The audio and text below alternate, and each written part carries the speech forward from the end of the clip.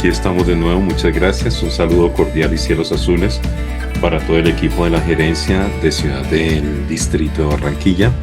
Hoy nos compete hablar un poco sobre la señalización y señalética incluyente y accesible. Para eso vamos a dedicar estos minutos, espero que no pasen más de 15 minutos, para compartirles lo básico, que es lo básico, lo mínimo que se debe cumplir y algunas apreciaciones complementarias desde la implementación del diseño universal. Entonces vamos a compartir. ¿Listos? Muy bien. Aquí estamos. Les presento. Para quienes no la conocen, esta es la norma técnica colombiana, la NTC 6047 del año 2013. Es muy importante que sepamos que esta norma ya lleva 11 años y compete con la accesibilidad al medio físico en espacios de servicio a la ciudadanía, hoy en día se dice así, en la administración pública y algunos requisitos. Digamos que esta norma habla de todo lo que es accesibilidad espacial y accesibilidad comunicativa y algunos componentes de accesibilidad objetual en lo que compete con mobiliario. Lo que hoy nos atañe es la norma técnica en lo respectivo, en lo que respecta a la señalización. Y aquí tenemos. Para que tomen nota, el numeral 45 de esta norma habla de señalización. La norma no hace una diferencia entre señalización y señalética. La señalización, digamos que aquí hay que hacer esa precisión porque la señalización, digamos que en su configuración es universal. Es como el símbolo de prohibido, pues 30. O sea, no vaya a velocidad máxima de 30. O de la señalización que hay en carretera o la señalización que se trabaja en seguridad y salud en el trabajo. ¿Cierto? Salidas de emergencia, puntos de encuentro, digamos que eso tiene una normativa universal, ¿cierto? Algunos componentes de señalización se toman para la señalética, pero la señalética tiene otro elemento fundamental y es la identidad. La identidad de quien aplica eso, en este caso el Distrito de Barranquilla, porque es una marca de ciudad adicionalmente, y esta tiene ciertas variantes así, pero hay unos mínimos que es muy importante tenerlos en cuenta. Bien. Vamos a comenzar en los aspectos generales, generalidades para la señalización para que ustedes la tengan en cuenta. Las señales deben estar bien iluminadas, claras y legibles, se deben colocar a una altura consistente. Para altura, véase el numeral 47, 45.7.3 que ya vamos para allá. La información de la señalización mediante texto debe complementarse con símbolos gráficos, es decir, generalmente se utiliza el concepto o el nombre de pictogramas para facilitar la comprensión por todas las personas. En particular, las personas con discapacidad intelectual o personas extranjeras que no tienen dominio del idioma castellano.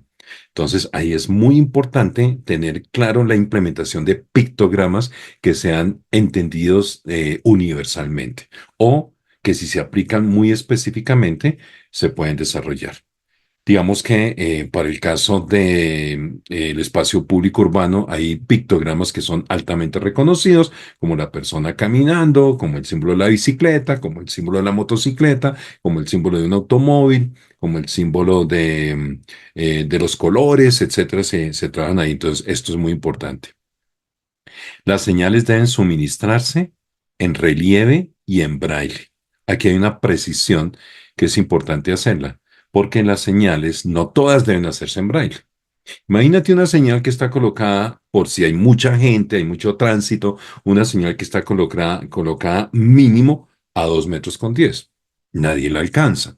De hecho, una persona ciega no tiene ni idea dónde está ubicada, ¿cierto? Muy bien. Para señales que están ubicadas a una altura inferior a 1,60 m y superior o igual a 1,20 m, donde las personas pueden tocar la señal, no todas deben tener la transcripción en braille. Las que deben tener transcripción en braille es donde las personas ciegas pueden tocar o donde encuentran un referente, ¿cierto? Como una guía podotáctil que está alrededor de un poste o de algún elemento señalético como un tótem o un panel de bienvenida que lo detectan con el bastón a ras del piso o a media altura. Lo pueden detectar. Ahí, por ejemplo, sí es muy importante tener la transcripción en braille. La recomendación, ¿cuál es? Que el altorrelieve simplemente esté para el pictograma y obviamente para el sistema braille. Los caracteres alfanuméricos, es decir, las letras y números, no se recomiendan porque hay personas que no tienen, digamos que, la apropiación y el dominio de la diferenciación entre las letras. Suele pasar. Y eso es un costo adicional que hay que trabajarlo. Si bien lo dice la norma, pero aquí no dice qué debe estar en relieve. Entonces la apreciación es clara. Aquí dice que deben, o sea que es obligatorio, y no dice que las letras. Hagamos los pictogramas porque las letras no son reconocibles en relieve por todas las personas. Y las letras y los números. Las señales se deben fabricar en materiales robustos y máximes si están en condiciones ambientales exteriores, como lo que nos va a pasar en los callejones, ¿cierto? Y deben ser fáciles de cambiar, limpiar y reparar. Esto habla de flexibilidad. La flexibilidad nos ayuda a que en algún momento yo pueda intercambiar las señales en cualquier momento. Por ejemplo, se los mencionaba en alguna ocasión cuando hay exposiciones temporales. Por ejemplo, no sé, la obra de alguna persona o de la comunidad que se coloca en los callejones, sobre los muros, sobre lienzos y de pronto cambia cada 3 meses. Por decir cualquier cosa, entonces yo cambio la señalética si es una señalética identificativa que me identifica quién, qué y cómo es. ¿De acuerdo? Entonces, estas tres actuaciones son muy, muy importantes. Cambiar o reemplazar, limpiar y reparar. Se debe evitar una cantidad excesiva de señales cercanas. No sobresaturemos el espacio. Al igual que el material visual colocado demasiado cerca de señales fijas en las paredes, por ejemplo, carteles, tableros con horarios, entre otros. Si hay densidad informativa, tratar de separar y de darle el adecuado lugar a cada señal. No mimetizarla dentro de otra cantidad de información, como los carteles, como los pósteres, como mapas, etcétera. Que cada señal tenga una ubicación que genere también su protagonismo.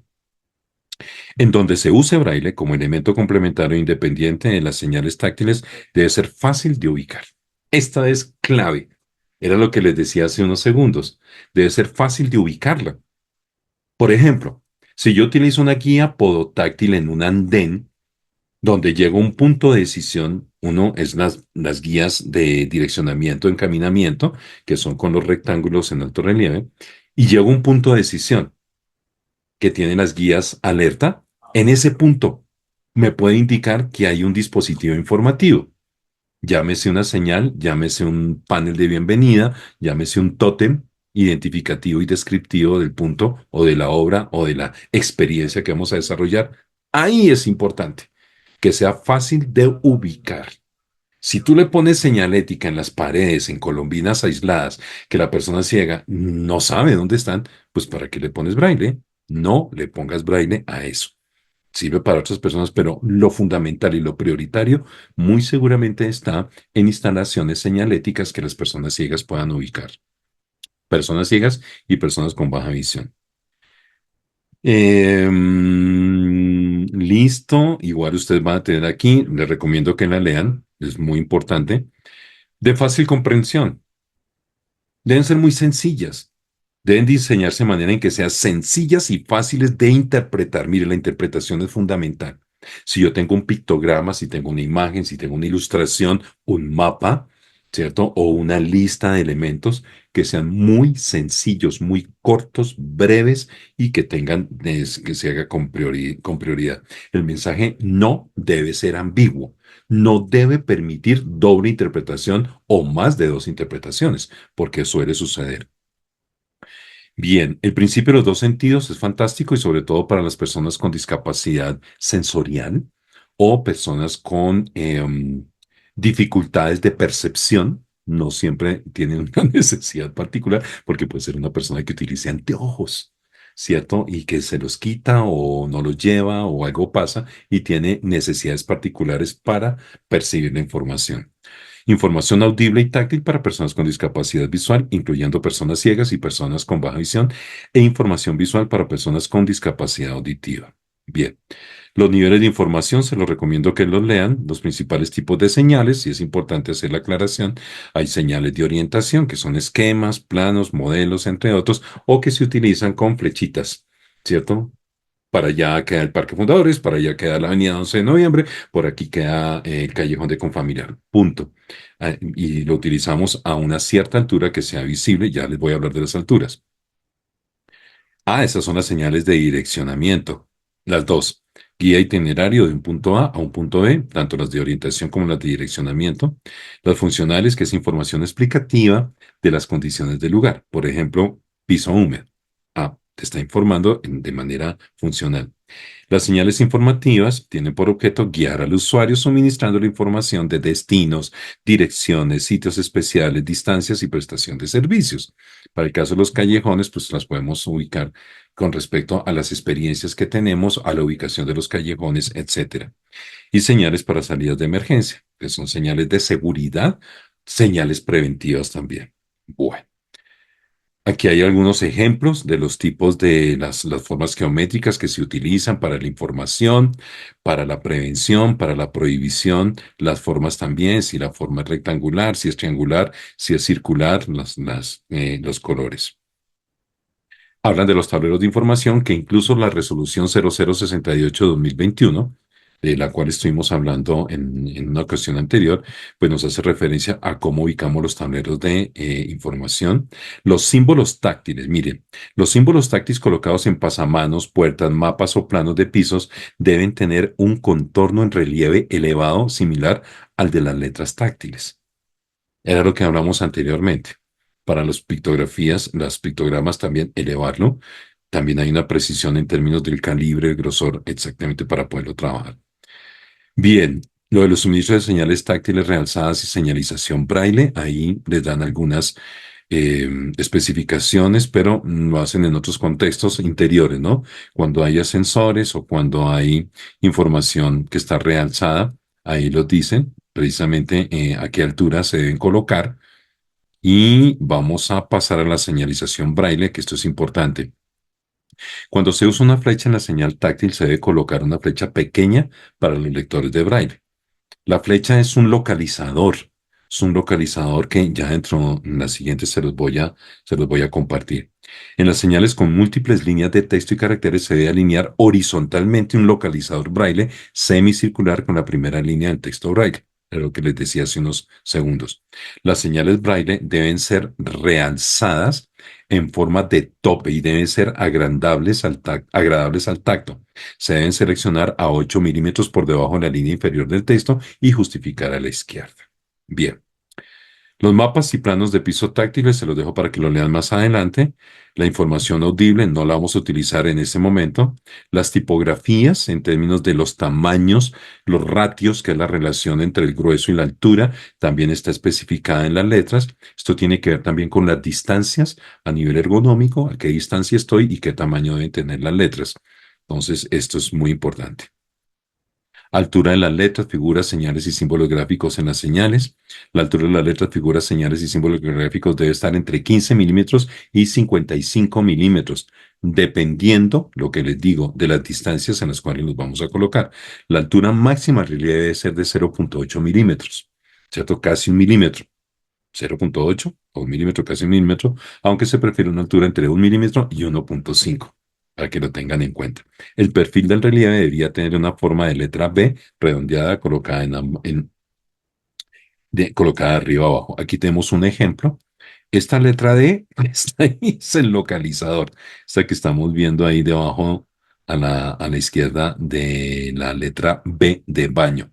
Y está la implementación del braille. Y algo que ustedes me preguntaban, y es la altura de la ubicación de las señales, y ya con esto vamos terminando, ya se nos va acabando el tiempo, los 15 minutos.